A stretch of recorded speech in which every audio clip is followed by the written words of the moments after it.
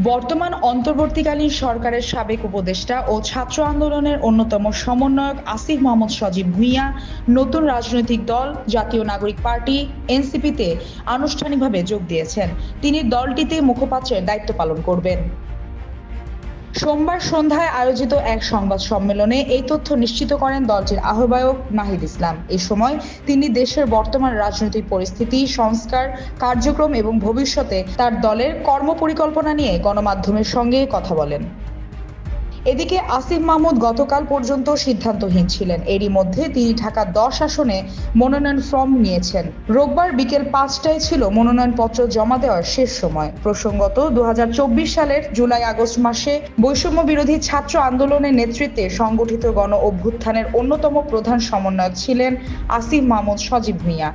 গত বছরের 5 আগস্ট তৎকালীন আওয়ামী লীগ সরকারের পতনের পর গঠিত অন্তর্বর্তীকালীন সরকারের উপদেষ্টা হিসেবে শপথ গ্রহণ করেন।